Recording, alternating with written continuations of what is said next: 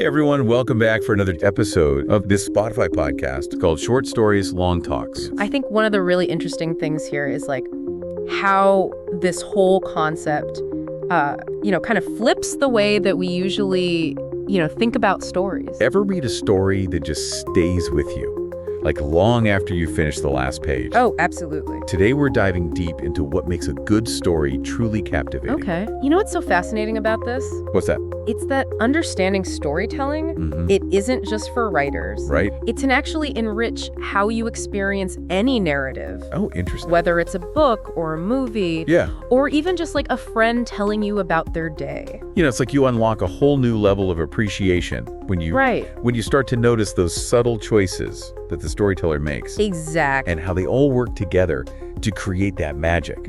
So how do we break down this magic? Well, let's start with the foundation. Okay. Of building blocks of any good story. Think of it like architecture. Yeah. A story, like a building needs strong elements to stand the test of time. I like that.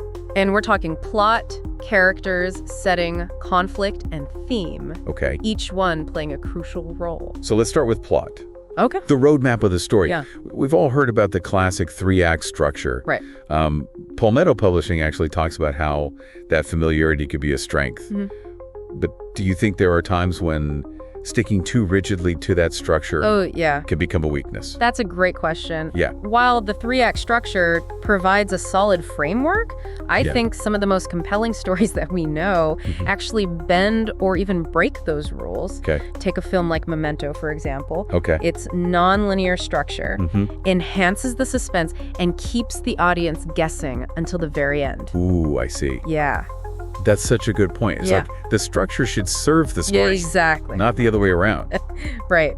And of course, a gripping plot also needs those unexpected twists and turns. Oh, for sure. To keep us on the edge of our seats. Yeah. Screencraft talks a lot about the element of surprise. Exactly. Think of it like a roller coaster. Ooh, I like that.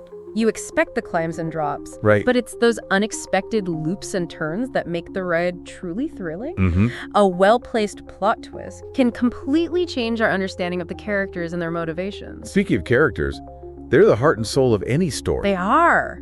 Archway Publishing really emphasizes how crucial it is for both the protagonist and antagonist to have clear goals. Right. But beyond goals, what really makes a character memorable? For me, it's the internal conflicts and those little inconsistencies that make characters feel real. Okay. They might have a strong moral compass, but they also have flaws, desires, and make questionable choices, just like real people. So true. Yeah. We connect with characters who feel authentic. Right. Even if they're not always making the right decisions. Exactly. Storytelling talks about how characters need to go through some kind of transformation. Yes. Do you have any favorite examples of characters who really embody that? Oh, so many. Yeah. But one that always comes to mind is Elizabeth Bennet from Pride and Prejudice. Oh, good one. She starts out with strong prejudices and a sharp tongue. Yeah. But through her experiences and interactions with Darcy, he confronts her own biases and grows as a person. Yeah. That journey makes her such a compelling character. Absolutely. Yeah. We see her evolving, right, learning, and ultimately becoming a better version of herself. And we can't forget about the power of a character's voice. Oh, no. I love how Scribophile talks about literary masters like Hemingway and Austen, each with their own distinctive style. It's like each author has their own fingerprint on the page. Right. And that distinctive voice draws you in making you want to keep reading, even if the story is simple or the plot is slow. Okay, now let's shift gears and talk about setting. Okay. Screencraft makes a great point about how the time and location can have such a huge impact on the mood and tone of a story. Right. Sometimes it's even more than just a backdrop. The setting can almost become a character itself. Whoa, interesting. Think about something like The Great Gatsby. Okay. Where the lavish parties and opulent mansions of the Roaring '20s are almost as important as the characters themselves. Wow. They reflect the themes of excess, social climbing, and ultimately the illusion of happiness. No, it's such a great example. You can practically feel the heat, right, hear the jazz music, yes, and taste the champagne just from the description. It's like you're transported right into that world. That's the power of a well-crafted setting. Yeah. It can be a window into a different time, culture, or even a completely fantastical realm. Right. It enhances the story, Yeah. adding layers of meaning and enriching the reader's experience. Now let's talk about conflict. Okay. It's what drives the plot forward. Yes. And keeps things interesting. Keeps us on our toes. Archway Publishing talks about the two main types, internal and external. But are there any less obvious forms of conflict Oh, definitely. that you think writers sometimes overlook? While those big dramatic conflicts are important, Yeah. I think subtle conflicts, especially within relationships, Okay. are often just as compelling. Interesting. Think about the tension between unspoken desires. Oh, yeah.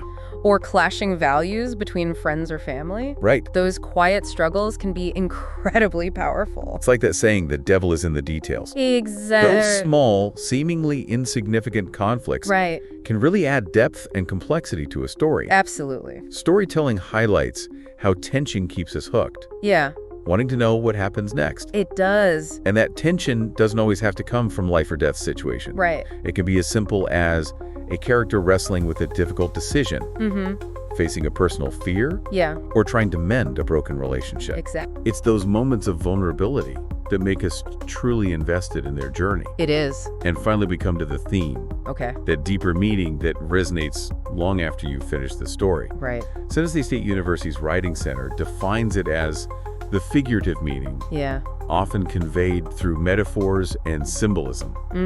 What are some examples of themes? You know, for me, it's those stories that explore universal truths about the human experience, the power of love and forgiveness, Right. the struggle for identity, the courage to overcome adversity. Yeah. When a story touches upon those deeper themes, Yes. it transcends the boundaries of entertainment and becomes something more profound. You're so right. Yeah. It's those stories that make us think, Right. question, and maybe even see the world a little differently. Exactly. Now, we've talked about the building blocks of a good story, Yeah. but where do those initial sparks, Right. those story ideas come from?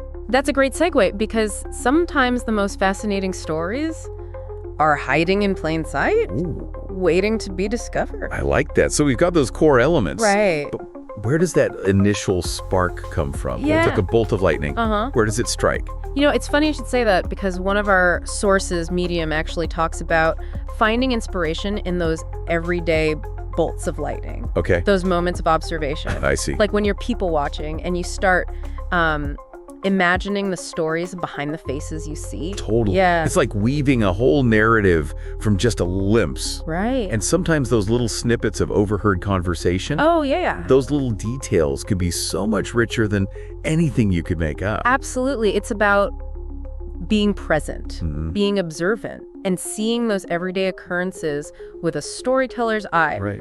Wildfine Creative also talks about this idea of finding inspiration in your own life. Okay. Our personal experiences are full of potential stories waiting to be told. I love that. Yeah. It's not always about searching for something extraordinary. Right. Sometimes the most powerful stories come from those seemingly mundane moments, those little joys and heartbreaks that make up a life. Exactly. It's about finding the extraordinary within ordinary.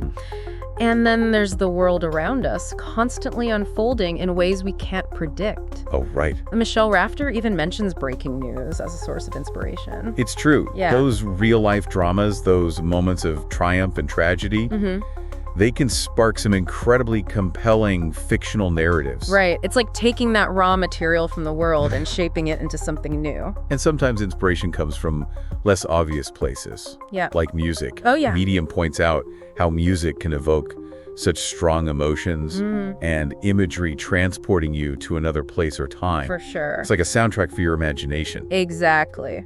And then there are dreams, Oh, yeah. which could be so bizarre and surreal. They can. It's almost like your subconscious is telling you a story. Absolutely. Those dreams can be full of symbolism and metaphor, Yeah. tapping into our deepest fears and desires. Right. And sometimes they even provide a plot twist you never saw coming. Wow. Wildmind Creative also mentions what-if questions as a way to unlock those unique premises. Oh, interesting. Yeah, It's such a simple yet powerful technique. it is. It's like taking a familiar concept and turning it on its head.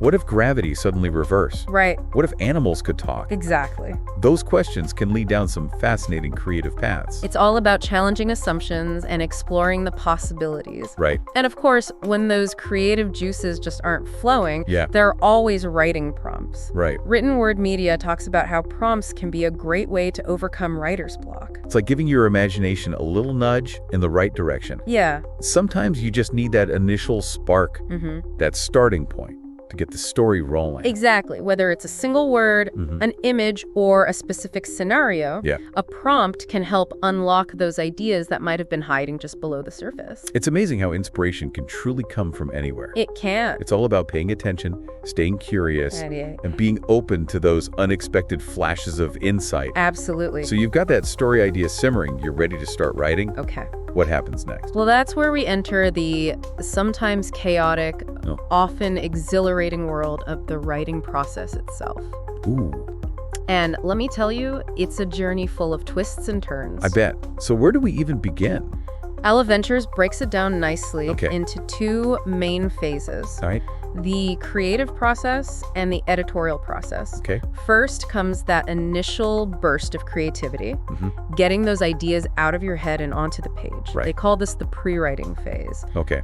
Brainstorming, researching, outlining, figuring out what story you want to tell. It's like laying the groundwork, right? Exactly. But then comes the actual writing. Yeah. The drafting stage. Right. I know a lot of writers get stuck here. Oh, yeah. Myself included. What advice do our sources have for navigating this part of the process? Well, Palmetto Publishing has some great advice. Okay. Don't strive for perfection in the first draft. Oh, that's good. Just focus on getting the story down. It's about capturing the flow of ideas, even if it's messy and imperfect. It's like sketching out a rough draft before you start painting. Exactly. You're not worried about the details yet. Right. Just getting the basic shapes and composition down. Exactly. And once you have that first draft, you can start shaping and refining it. Okay. Erin Kelly actually compares revision to sculpting. Interesting. Chipping away at that block of marble until you reveal the masterpiece within... That's such a great analogy. It is. So revision isn't just about fixing typos and grammar. No, it's much more than that. Okay. It's about looking at the big picture, the plot, the characters, the pacing, the theme, and making sure they all work together harmoniously. It's about strengthening those weak points, and really bringing your vision to life. It sounds like revision could be a pretty intense process. It can be.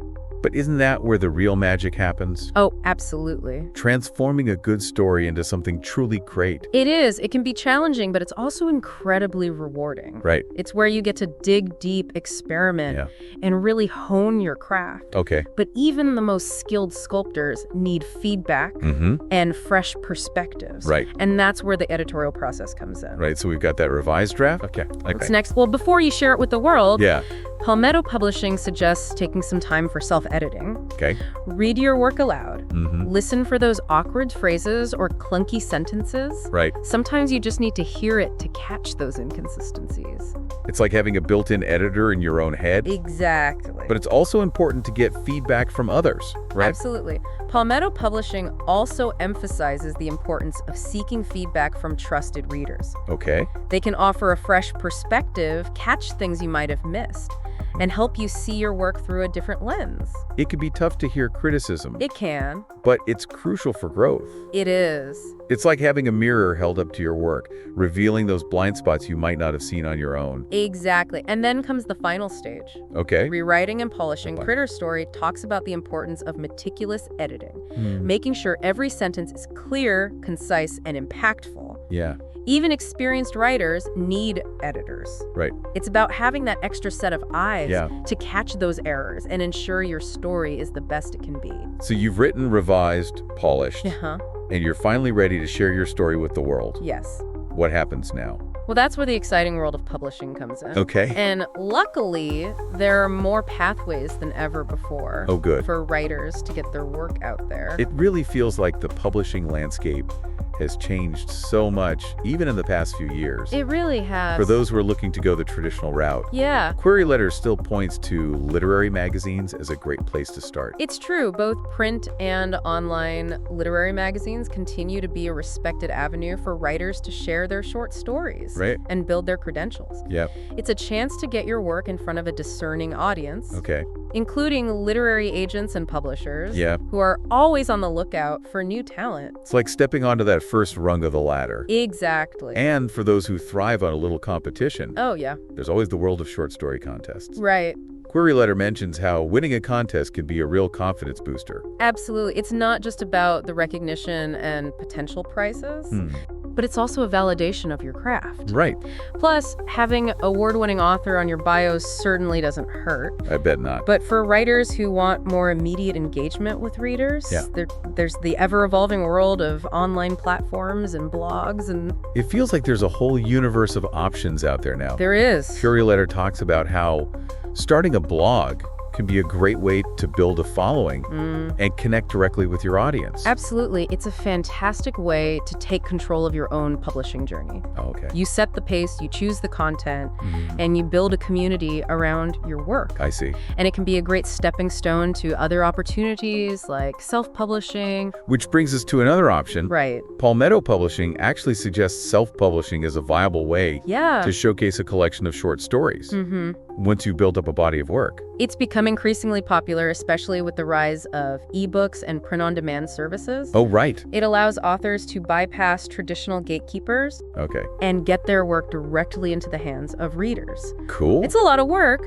but it can also be incredibly rewarding. So it's not just about writing a great story. Right. It's also about navigating this whole publishing landscape. Exactly. It can feel overwhelming at times, but also exciting. It is exciting, and with so many options available, it's really about finding the path that aligns with your goals. Right. Whether it's literary prestige, commercial success, or simply the joy of sharing your stories with the world. So as we wrap up our episode into the world of storytelling, I think the biggest takeaway for me is that there's no one right way to do it. I agree. It's about finding your voice, honing your craft, and ultimately telling the stories that only you can tell. Well said. And remember, the most important thing is to enjoy the journey. Yes. Embrace the challenges. Right. Celebrate the small victories and keep writing those stories that are burning to be told. Yeah.